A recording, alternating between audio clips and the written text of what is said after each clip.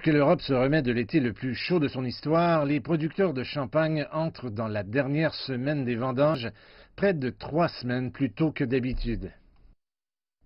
Ce n'est que la 5e fois que les vendanges se déroulent au mois d'août en Champagne.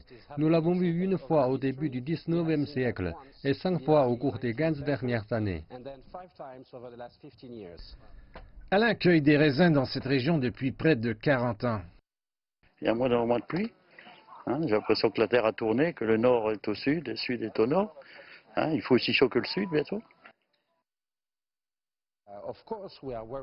Bien sûr, nous sommes inquiets de la capacité de nos enfants à savoir s'ils pourront encore produire du champagne si le temps est vraiment plus chaud et plus sec. Et puis vous avez les risques liés au temps chaud, comme la déshydratation de la vigne. Puis les raisins sont plus petits et se développent beaucoup plus lentement.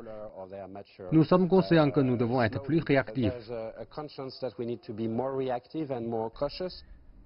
Jérôme Dehaut a repris le vignoble que son grand-père a commencé au siècle dernier. Il a déjà changé ses méthodes de production. Les choses ont beaucoup changé. Durant mes 10 premières années, je suis né en octobre 1966. Les vendanges, c'était lors de mon anniversaire.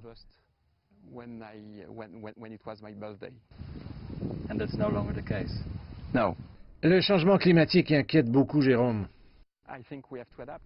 Je pense que nous devons nous adapter, bien sûr.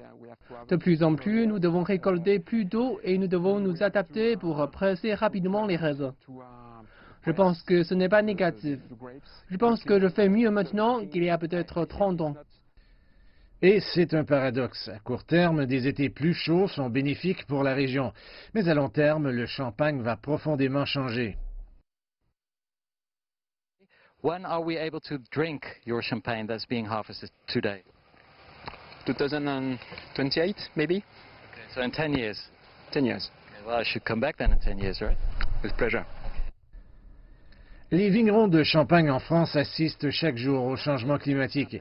Ils savent que s'ils veulent continuer à produire l'un des meilleurs vins du monde, ils n'ont qu'une seule option, s'adapter.